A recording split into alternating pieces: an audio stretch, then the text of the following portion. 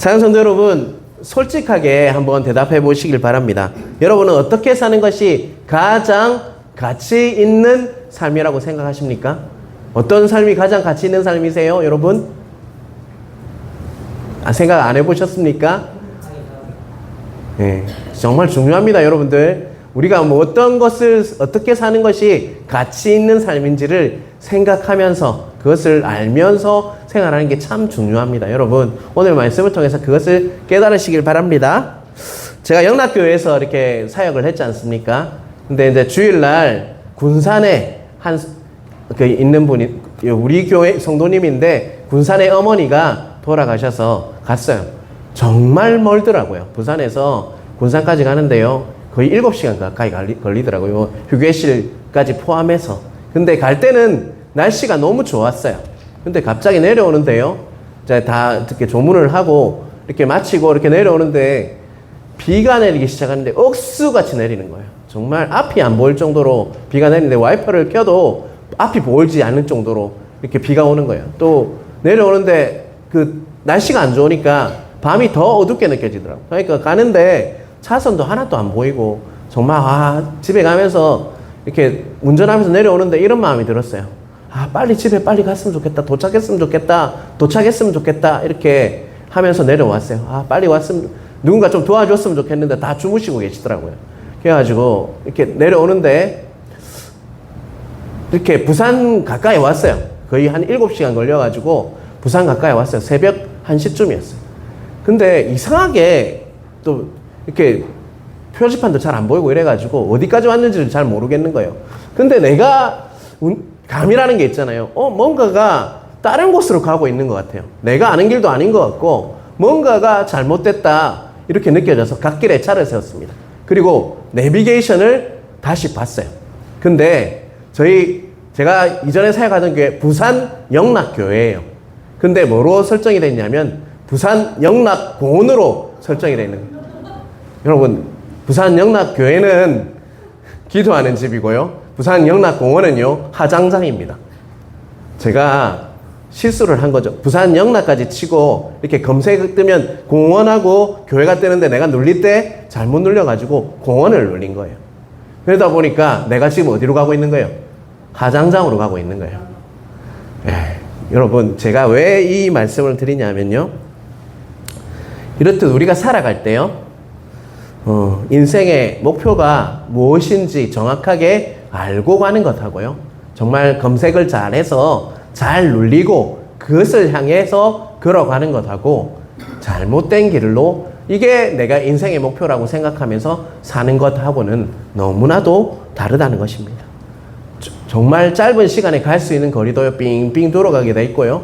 어찌 보면 그 삶 속에 기쁨과 감사가 없을 수도 있는 삶이 목표가 잘못된 삶, 가치가 무엇이 가치 있는 삶인지를 모르고 가는 그런 길이 바로 그런 길이라는 것을 잊지 않으시는 여러분 되시길 바랍니다.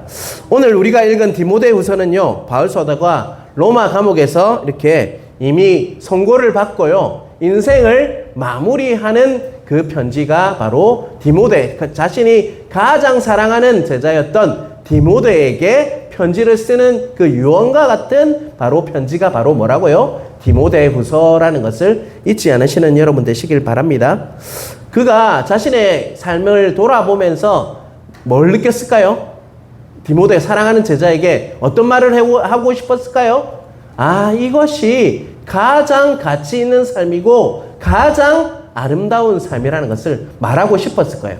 그래서 오늘 디모데후서를 통해서 디모데에게 당부를 몇 가지 하고 있습니다. 오늘 말씀을 통해서요, 이 말씀은 현대를 살아가고 있는 우리들에게도요, 우리가 이 세상을 살아가면서 어떤 삶이 아름다운 삶이고 또 가치 있는 삶인지에 대해서 우리에게 말씀하고 있다는 것입니다. 우리가 진정 하나님이 보시기에 우리의 삶이 아름답고 의미 있는 삶을 살길 원한다면 과연 어떻게 사는 것이 과연 가치 있는 삶인지를 우리가 명확히 정리할 필요가 있다는 것입니다. 여러분, 오늘 이 시간을 통해서 그것을 정말 하나님께서 바울을 통해서 디모데에게 말씀하신 그 말씀을 통해서 과연 어떠한 삶이 가치 있는 삶인지를 깨달으시길 바랍니다. 그러한 은혜가 각자에게 있으시길 바랍니다. 어떤 삶이 가치 있는 삶인지 꼭 여러분 아시는 여러분 되시길 간절히 바랍니다. 사랑하는 성도 여러분, 현재 우리가 살고 있는 세상에서요, 어떠한 인생이 위대한 인생이면서 어떠한 삶이 성공한 삶이라고 우리에게 말하고 있습니까? 우리가 살고 있는 세상에는요, 어떤 삶이 성공한 삶이고 가치 있는 삶이라고 이야기하고 있어요? 여러분 한번 생각해 보셨죠? 세상은 항상 광고에서도 그렇고요, 드라마에서도 그렇고, 이 삶이 가장 성공한 삶이야, 이게 위대한 인생이야 라고 우리에게 넌지시 계속적으로 강조하고 있어요. 그게 뭡니까 여러분? 잘 사는 거. 네, 잘 사는 거랍니다. 명예, 권력, 빵의 문제가 가장 중요하다라고 이야기하고 있죠. 빵의 문제는 돈의 문제죠. 그러니까 명예가 높아져야 되고 권력도 가져야 되고 빵의 문제, 돈의 문제도 다 많아서 펑펑 쓸 수 있을 정도로 남아야 한다라고 우리에게 말씀하고 있다는 것입니다. 이 세 가지 요소는요, 예수님께서 공생애를 시작하시기 전에 40일 금식을 하실 때 뭐 했던 부분입니까? 시험했던, 사탄이 예수 그리스도를 시험했던 부분이 바로 이 부분이라고 할 수 있습니다. 뭡니까? 명예, 권력, 빵의 문제, 돈의 문제가 바로 이 부분이라고 할 수 있죠. 예수님께서 시험을 당할 만큼 이 문제는요, 명예, 권력, 돈은요, 우리를 유혹하고 미혹하고 있다는 것입니다. 우리는 세상에서 태어나서 세상에서 자라고 있기 때문에 세상의 가치관과 많은 세계관들을 우리에게 영향을 주고 있다는 것을 여러분은 알고 있을 겁니다. 세상에 살다 보면요, 이게 진짠가 가짠가 자꾸 그게 불명확해요. 우리가 진리를 알고 있지만 세상에 미혹되어서 이게 진짜 진리가 맞느냐라는 의문점이 우리에게 올 수 있다는 것이죠. 그러한 세상적 가치관을 마음에 간직하고 신앙생활을 하면요, 아무리 애쓴들 이렇게 뭐 하더라도 마음이 흡족하지 않게 되는 그런 경우가 있다는 것입니다. 내가 분명히 하나님의 말씀을 듣고 주일 나와서 말씀을 듣지만 세상에 자꾸 미혹을 되니까 이게 진짜 맞나? 라는 흡족하지 않은 마음으로 돌아갈 수 있다는 것이죠. 왜 그렇습니까? 이미 목표가 잘못 설정되어 있기 때문입니다. 제가 영락교회를 가야 되는데 영락공원을 눌려서 갔듯이 이미 목표가 잘못되어 있어서 우리는 다른 방향으로 가고 있기 때문에 혼돈스럽고 잘못된 길로 가고 있다는 것입니다. 우리가 매일 접하고 사는 세상은요, 항상 경쟁할 수밖에 없게 만듭니다. 누가 더 많이 가졌느냐, 누가 더 높은 자리에 있느냐, 누가 더 좋은 차를 타느냐, 누가 더 좋은 집에 사느냐, 경쟁하게 우리에게 만들어준다는 거예요. 그런데 놀랍게도 성경을 보면요, 예수님의 제자들 역시 바로 그런 관심에 사로잡혀서 이렇게 있었음을 알 수가 있습니다. 마가복음 10장 35절에서 45절까지의 내용을 그것을 잘 이야기하고 있죠. 특별히 마가복음 10장 37절을 함께 읽도록 하겠습니다. 같이 읽겠습니다. 띄워주시길 바랍니다. 여짜오되 주의 영광 중에서 우리를 하나는 주의 우편에 하나는 좌편에 앉게 하여 주옵소서. 이 고백을 한 사람은 누구예요, 여러분? 바로 예수님의 제자 야고보와 요한의 고백이었습니다. 그들은요, 야고보와 요한은요, 예수님과 어떻게 했던 자들입니까? 매일매일 만나서 1대1 양육을, 제자 훈련을 매일매일 했던 자예요. 그리고 함께 생각하고 함께 말하고 함께 자고 함께 먹었던 정말 제자 중에 제자죠. 야고보와 요한. 그들은 또한 보면 그 마가복음 9장에 보면요, 어떤 일을 경험했던 자입니까?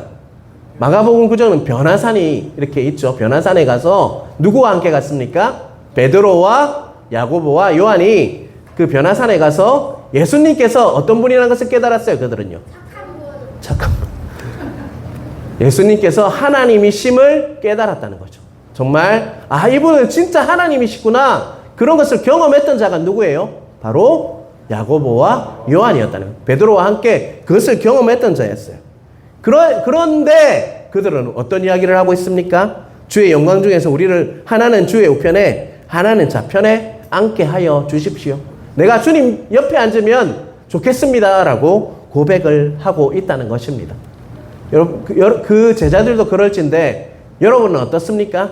자신을 한번 곰곰이 하나님께 앞에서 점검해 보시길 바랍니다. 자, 오늘 우리가 읽었던 본문으로 한번 돌아보겠습니다. 자, 1절, 2절을 같이 읽겠습니다.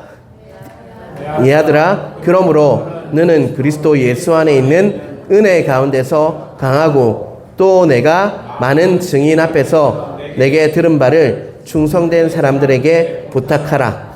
그들이 또 다른 사람들을 가르칠 수 있으리라. 한 번만 내가 다시 한번 읽겠습니다. 내 아들아, 그러므로 너는 그리스도 예수 안에 있는 은혜 가운데서 강하고 또 내가 많은 증인 앞에서 내게 들은 바를 충성된 사람들에게 부탁하라. 그들이 또 다른 사람들을 가르칠 수 있으리라. 사랑하는 성도 여러분, 바울은요 1절, 2절을 통해서 무엇에 집중해라 라고 말씀하고 있는 것 같습니까, 여러분?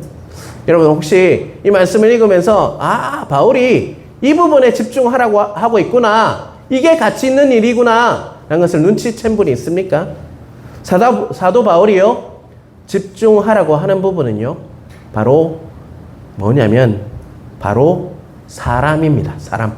뭐라고요? 바울이 집중하고 있는 부분은요 사람입니다. 사람. 1절, 2절을 통해 먼저는요 디모데, 자기 자신을, 그 다음은요 다른 사람을 이야기하고 있다는 거예요. 그가, 사도 바울이 네 인생에 있어서 가장 집중해야 할 것, 우리 인생에 있어서 가장 집중해야 할 포인트는 바로 사람이다 라고 말씀하고 있다는 것입니다. 1절, 2절을 통해서 우선순위도 말하고 있죠. 먼저는 나 자신이요 강해지기를 원하고 있어요. 그 다음에 나중에는 다른 사람을 세우는 게 중요하다. 첫 번째는 뭐라고요? 나 자신이 하나님 앞에서 강해져야 한다. 그리고 두 번째는요 다른 사람에게 이렇게 다른 사람을 세우는 것이 바로 인생에 있어서 가장 집중해야 하고 가치 있는 일이다 라고 우리에게 말씀하고 있다는 것입니다. 어떤 사람들은 이렇게 이야기하는 분들이 있어요. 다른 사람에게 먼저 집중하고 나는 나중에 해도 된다 라고 이야기하는 분들이 있어요. 하지만 그렇게 시작할 때는요 아주 위험한 요소들이 많이 있습니다. 왜냐하면 자기 자신과 하나님과의 그 관계, 자기 자신의 상처 문제, 또 자기 자신이 처리되지 않은 제 문제를 해결하지 않고 우리가 신앙생활을 하면요 현재는 가라앉아 있어가지고 아무것도 없는 것 같이, 맑은 것 같이 보여요. 하지만 딱 고난이 닥쳐오고 또 조금만 흔들어 놓으면요 그 앙금이 확 뒤집어져 가지고요 그 항아리가 어떻게 됩니까? 탁하게 되어서 정말 탁하게 되는 항아리와 같은 상태로 살아가게 된다는 것이죠. 그러한 신앙은요 위기의 상황에 어떻게 되겠습니까? 고난을 겪을 때 금방 요동치고 때로는 넘어지게 되어 있다는 것입니다. 그래서 우선순위가 뭐라고요? 나 자신을 하나님 앞에서 점검하고 하나님 앞에서 말씀을 보고 기도하면서 새로워지는 역사가 없으면 다른 사람을 이렇게 볼 수가 없다는 것입니다. 자, 1절을 다시 한번 보겠습니다. 내 아들아, 그러므로 너는 그리스도 예수 안에 있는 은혜 가운데서 강하고 라고 말씀하고 있죠. 그래서 사도 바울은요 자기 자신이 먼저 뭐 해줘야 한다고 이야기하고 있죠. 1절에서 은혜 가운데서 강하고 강해져야 한다라고 말씀하고 있습니다. 자기 자신 안에 있는 앙금, 열등의식, 또 불안감, 분노와 슬픔, 해결되지 않은 쓴뿌리, 상처들을 다 먼저 예수님 안에서, 예수님의 은혜 안에서 해결할 때 너희들은 비로소 강해질 수 있다라고 말씀하고 있다는 것입니다. 결국 우리는요 먼저 나 자신이 견고해져야 하고, 그래서 그 다음에 어떤 사람을 도울 수 있다고요? 다른 사람을 도울 수 있는 역사가 있다라고 우리에게 말씀하고 있다는 것입니다. 그렇다면 어떻게 해야지 강해질 수 있습니까? 자, 1절을 다시 한번 보면요. 뭐라고 이야기하고 있습니까? 끝부분에 너는 그리스도 예수 안에 있는 은혜 가운데서 강하고 라고 말씀하고, 다시 한번 읽겠습니다. 너는 그리스도 예수 안에 있는 은혜 가운데서 강하고 라고 말씀하고 있어요. 그 강함의 첫 번째는 뭐라고요? 예수 그리스도 안에 있는 것을 말합니다. 반석이신 예수 그리스도 안에 있으면요, 우리는 요동치지 않는다는 것이에요. 자, 요한복음 15장 4절에서 5절을 보겠습니다. 같이 읽겠습니다. 내 안에 거하라. 나도 너희 안에 거하리라. 가지가 포도나무에 붙어 있지 아니하면 스스로 열매를 맺을 수 없음 같이 너희도 내 안에 있지 아니하면 그러하리라. 나는 포도나무요 너희는 가지라. 그가 내 안에 내가 그 안에 거하면 사람이 열매를 많이 맺느나니 나를 떠나서는 너희가 아무것도 할 수 없음이라. 자, 예수 그리스도 안에 있으면요, 안에 있단 in 그리스도, en 그리스도, 이 말은요, 제가 이 말씀을 준비하면서 떠오르는 말씀이 딱 이 말씀이에요. 나는 포도나무요 너희는 가지라. 가지가 포도나무에 어떻게 되어 있습니까? 붙어 있죠. 우리가 예수 안에 있다는 것은요, 예수님께 붙어 있는 존재라는 말씀입니다. 여러분, 우리가 예수님께 붙어 있을 때 가장 강할 수 있습니다. 그것을 믿으십니까? 우리는 연약합니다. 하지만 우리가 예수 그리스도 안에서 예수님께 제 포도나무요 나는 가지라고 고백했을 때, 우리가 가지처럼 딱 붙어 있을 때 우리는 강할 수 있다는 것입니다. 그분께 붙어 있을 때 우리가 하는 것이 아니라 누구께서 일하신다고요? 바로 예수 그리스도께서 일하셔서 강하신 천지를 만드신 그 예수 그리스도께서 우리 지금도 우리와 함께 우리가 붙어 있을 때 그분께서 강하심으로 인해서 우리도 강할 수 있음을 고백하는 여러분 되시길 바랍니다. 우리가 예수님 안에 예수님께 붙어 있으면 우리는 연약하지만 예수 그리스도께 의지함으로 예수님께서 일하심으로 우리는 강할 수 있다는 것을 꼭 기억하시는 여러분 되시길 간절히 바랍니다. 두 번째는요, 너는 그리스도 예수 안에 있는 뭐 가운데요? 은혜 가운데서 강하고라고 말씀하고 있습니다. 그럼 두 번째는 뭘까요? 은혜 가운데서입니다. 우리는 예수 그리스도의 은혜가 우리를 강하게 만들 수 있습니다. 공부 실력, 돈 이런 것이 우리를 강하게 할 수는 없다는 것이죠. 그런 것은 자기 위안은 될 수 있지만 그것이 우리의 강함을 대표할 수는 없다는 것입니다. 어떤 사람은요, 공부 때문에 낭패를 볼 수가 있어요. 또한 실력 때문에 처참해질 수도 있어요. 돈 때문에 쫄딱 망할 수도 있습니다. 하지만 우리가 예수 그리스도 은혜를 경험한 사람은요, 어떤 고백을 합니까? 권력도 명예도 돈이 아니라 예수 그리스도를 부여잡고 있는 것이 나의 은혜이고 그것에 집착하지 않는 삶을 살 수가 있다는 것입니다. 내가 부족할지라도, 내가 실력이 없을지라도, 내가 연약할지라도 강하게 만드시는 분은 바로 하나님이시고 예수 그리스도 안에 있을 때 나는 그 은혜로 내가 정말 강할 수 있구나라는 고백이 우리의 고백이 되어야 한다는 것입니다. 자, 고린도전서 1장 18절을 같이 읽겠습니다. 십자가의 도가 멸망하는 자들에게는 미련한 것이요 구원을 받는 우리에게는 하나님의 능력이라. 십자가의 은혜를 붙잡으시길 바랍니다. 십자가 그 아래 우리가 앉아서 정말 하나님 앞에서 정말 하나님의 은혜를 부여잡고 사는 삶이 우리의 삶이지, 우리의 실력과 우리의 어떠함이나 우리의 행위로 우리가 하나님 앞에서 강할 수 있는 것이 아니라 하나님의 십자가의 그 은혜 아래서 그 부활하심으로, 그 부활의 능력으로 우리는 강해지고 하나님의 은혜 없이는 우리가 살 수 없는 자라는 것을 느끼면서 사시는 여러분 되시길 간절히 바랍니다. 우리를 강하게 하는 포인트는 뭐라고요? 예수 그리스도 안에. 두 번째는요, 은혜 가운데서. 여러분 그것을 꼭 기억하심으로 늘 그분을 의지함으로 예수 그리스도께 딱 붙어서 더욱더 강한 삶을 살 수 있는 여러분 되시길 주님의 이름으로 축원합니다. 사도 바울은요, 우리가 예수 그리스도 안에서 강해지고 견고해졌을 때 바로 그때 비로소 다른 사람에게 집중하라라고 말씀하고 있습니다. 자, 2절을 한번 같이 읽겠습니다. 자, 같이 읽겠습니다. 또 내가 많은 증인 앞에서 내게 들은 바를 충성된 사람에게 부탁하라. 그들이 또 다른 사람을 가르칠 수 있으리라. 자, 숙제를 한번 문제를 하나 내드릴게요. 또 내가 많은 증인 앞에서 내게 들은 바를 충성된 사람에게 부탁하라. 그들이 또 다른 사람들을 가르칠 수 있으리라 라고 말씀하고 있어요. 자, 사랑하는 성도 여러분, 2절에는요 믿음의 4대가 이렇게 등장하고 있어요. 뭐라고요? 믿음의 4대. 누구일까요, 여러분? 믿음의 1대는 누굴까요, 여러분? 아브라함요? 오늘 본문에서 사도 바울이죠. 첫 번째 믿음의 그 1대는요 사도 바울이죠. 2대는요 누구에게 편지를 보내고 있습니까? 디모데.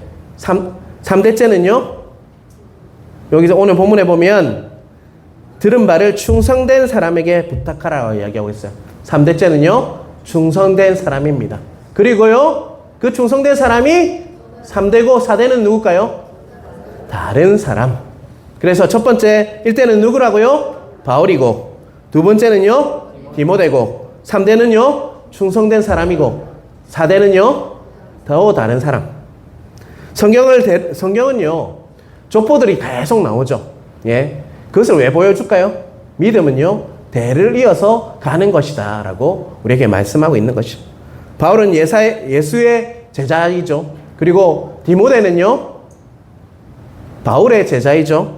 그리고 충성된 사람은요 디모데가 가르쳐야 할 사람이고, 또한 다른 사람은요 충성된 사람들이 바로 다른 사람을 가르쳐야 한다라고 우리에게 말씀하고 있죠.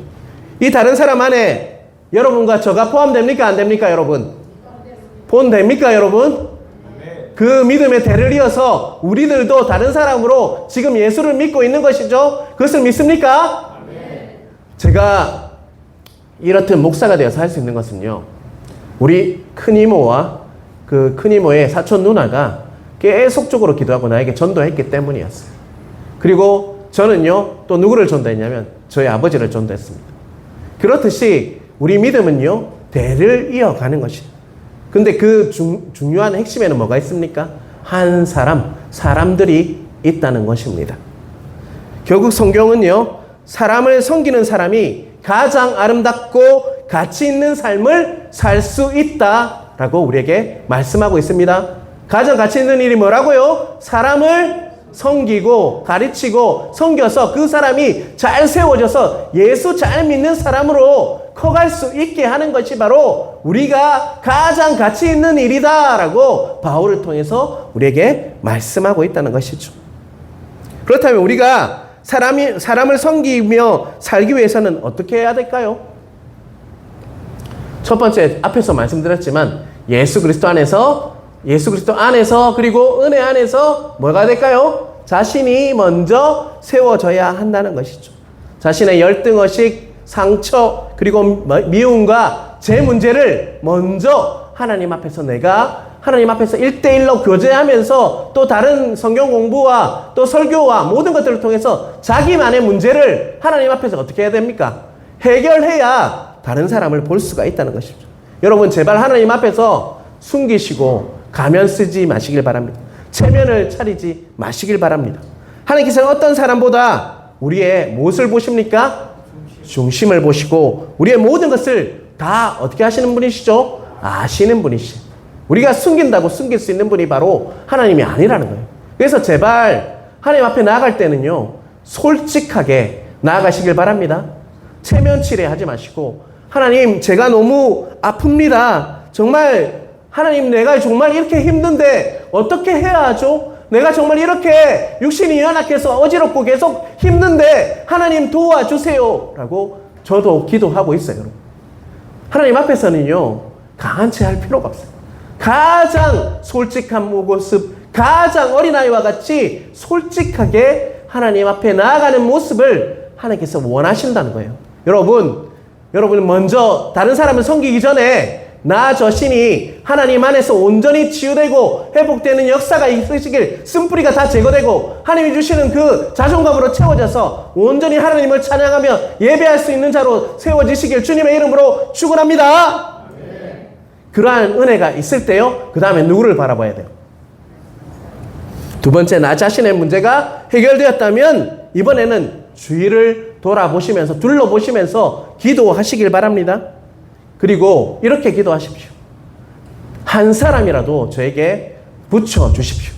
한 사람이라도 제가 섬길 수 있는 은혜를 저에게 허락하여 주십시오. 이렇게 나에게 한 사람, 소수의 인원을 붙여달라고 기도하시길 바랍니다.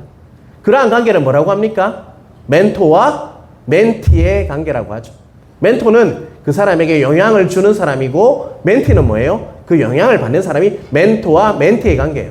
여러분, 많은 사람이 있다면 그것을 하지 못하지만 한 사람이라도 여러분이 기도하시면서 하나님께서 붙여진 그 사람에게 선한 영향력을 줄 수 있다면 그것이 바로 섬김의 첫 번째 우선순위라는 것입니다.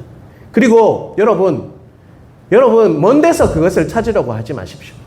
여러분 주위에, 그리고 이웃에, 그리고 여러분이 일터에서 일하고 있을 때 그 일터에서, 그리고 여러분은 누구나 다 무엇을 가지고 있죠? 가정을 다 가지고 있죠. 여러분 가정에 누가 있습니까? 여러분 가정에는요, 자녀들 있고 배우자도 있지 않습니까? 여러분 그 사람이 여러분이 섬길 한 사람일 수 있다는 것입니다. 자녀는요, 하나님께서 여러분에게 주신 가장 귀한 뭡니까? 세상의 선물이자 또 멘티라고 할 수 있습니다. 여러분이 선한 영향력을 줄 수 있는 첫 번째 사람이라는 것을 잊지 않으시는 여러분 되시길 바랍니다. 그런데 가장 어려운 사람이 또 누구예요? 자녀이고 가정에 있는 배우자일 수 있다는 것입니다. 하지만 기도할 때 그 사람들에게도 좋은 선한 영향력을 끼칠 수 있는 여러분이 될 줄 믿습니다.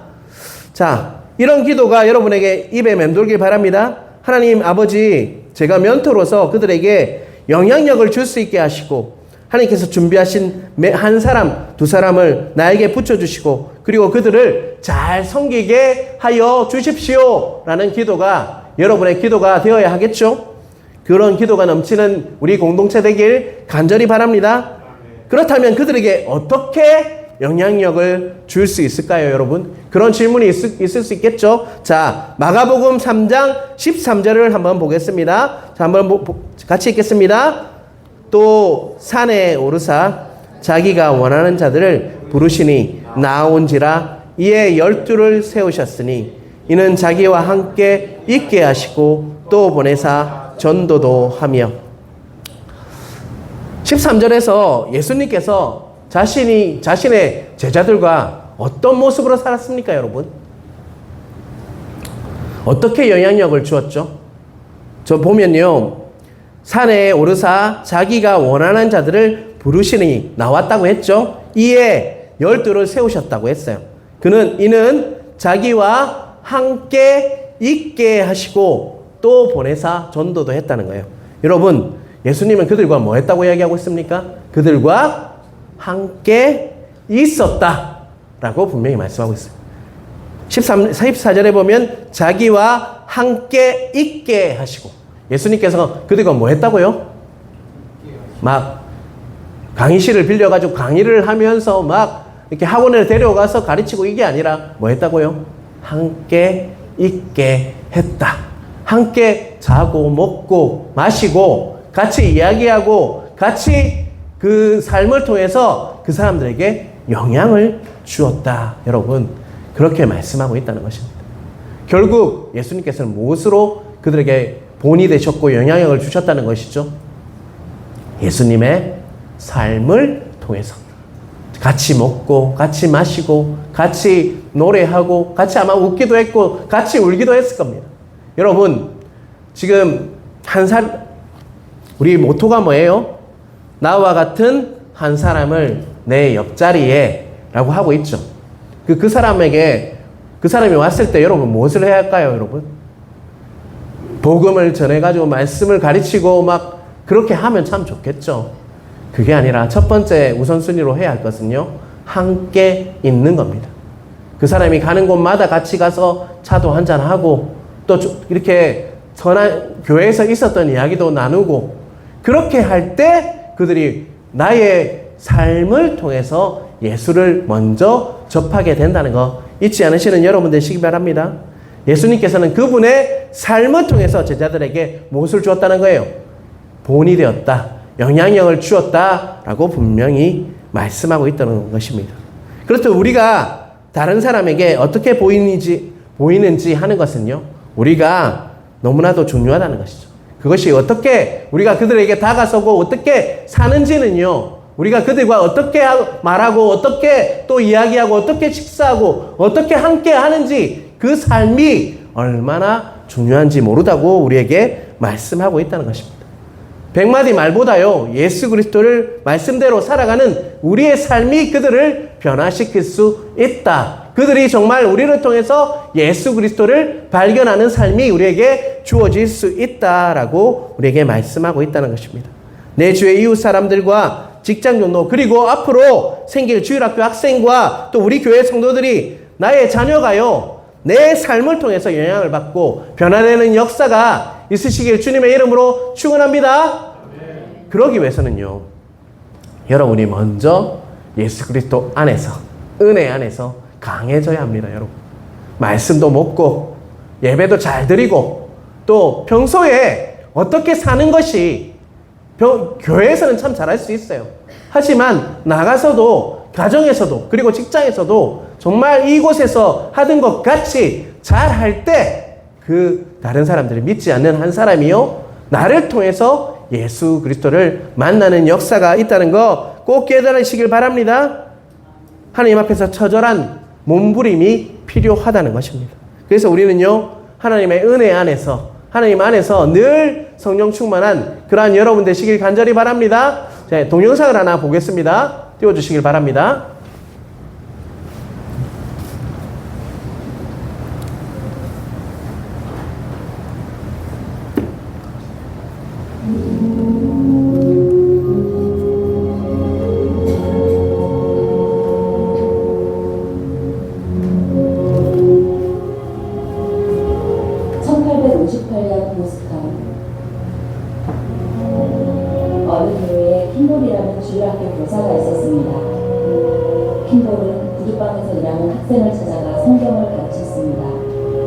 결국 그 학생은 그리스도께로 인도되었고 19세기 후반 미국과 유럽을 뒤흔든 세계적인 복음 전도자가 되었습니다. 그 구두방 학생의 이름은 바로 D.L. 무디입니다. 21년 뒤 무디는 런던에서 집회를 열었고 그 집회에 참석한 메이어는 무디의 절친한 동역자가 되었습니다. 메이어는 미국으로 건너가 한 대학에서 집회를 열었고 그 집회에서 체프먼이 쇄신하였습니다. 그 후 체프먼은 한 야구 선수에게 복음을 전했고 그 야구 선수도 복음 전도자가 되었습니다. 그의 이름은 바로 빌리 썬데이입니다. 빌리 썬데이는 함을 초청하여 새벽에서 30분간 집회를 가졌으나 결심자는 12살짜리 소년 한 명뿐이었습니다. 그 소년의 이름은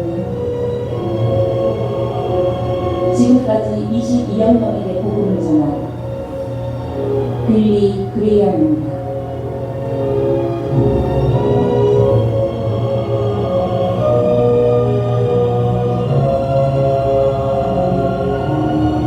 D.L. 무디부터 빌리 그레이엄에게까지 필요한 것은 단지 하나님께로 인도하는 한 사람입니다.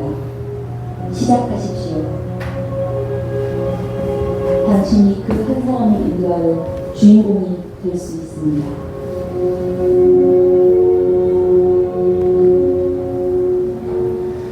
인생에 있어서 가장 가치 있고 아름다운 일은요, 한 사람을 섬기는 일입니다. 한 사람을 주님께로 가장 최고의 또 섬김은요, 그 한 사람이 주님께로 나와서 예배자로 서는 것입니다. 킴볼이 D.L. 무디를 이렇게, 또 D.L. 무디가 메이어가 체프만이 빌리 썬데이가 빌리 그레이엄을 이렇게 전도했듯이 우리도 그런 한 사람으로 세워져야 할 것입니다. 제가 몇 주 동안 지금 합신에서 이렇게 아이들의 수련회가 있어요. 참 안타까운 것은요, 우리 교회에 한 사람 민성이와 은성이 결국 한 사람이 중고등부 수련회를 가고 또 한 사람이 또 유초등부 수련회를 가게 돼요. 근데 더 안타까운 것은요, 그곳에 같이 갈 교사가 없다는 것입니다. 우리 하양중앙교회 예전에는 아마 주일학교도 있고 또 다음 세대를 세우는 일을 했을 겁니다. 우리가 이렇게 계속 가면요, 30년 안에 우리 교회는요, 사라지게 되어 있습니다. 그냥 아무것도 아닌 것이 아니라요, 우리가 한 사람을 세우는 일이 얼마나 중요한 일인지 우리는 깨달아야 할 것입니다. 우리가 정말 D.L. 무디는 되지 못할지라도 킴볼 같은 선생님, 주일학교의 교사는 될 수 있어요. 또 우리는 또 한 사람을 이곳에 앉혀서 같이 이렇게 삶을 나누면서 함께 하면서 그 사람이 예수 믿는 사람으로 세워지게 할 수 있는 전도자로 세워질 수 있다는 것입니다. 하나님께서는 성경을 통해서 한 영혼이 얼마나 귀한지에 대해서 계속적으로 말씀하고 있습니다. 주님께서 오신 목적은요, 내가 그 사람을 구원하기 위함이라고 말씀하셨습니다. 여러분, 전도주일이 70일 앞으로 다가옵니다. 나와 같은 한 사람이 내 옆에서 예배드리는 것이 아무것도 아닌 것이 아니라요, 하나님께서 가장 기뻐하시고 잔치가 벌어질 일이라는 거 잊지 않으시는 여러분 되시길 바랍니다. 제가 8월 19일부터 한 10일 동안 휴가를 갑니다. 여러분들도 하실 일들이 있습니다. 여러분, 그동안 여러분께서 한 사람을 꼭 선택하시고요, 그 사람을 위해서 기도하시면서 정말 이 사람은 이번에 같이 와서 우리 교회에서 예배했으면 좋겠다. 어른이나 아이들은 아무 상관없습니다. 이곳에 와서 함께 한 사람이 이곳에서 예배드리는 그런 은혜가 우리 각자에게 이어져서 정말 9월 1일 날 명단을 다시 제출할 때 떳떳하게 이 사람 제가 기도했습니다. 이 사람 내가 이번에는 꼭 전도해서 또 아이들의 성경학교에 앉혀서 내가 교사로 또 서겠습니다. 라는 그 고백들이 우리 교회 위에 임하길 주님의 이름으로 축원합니다.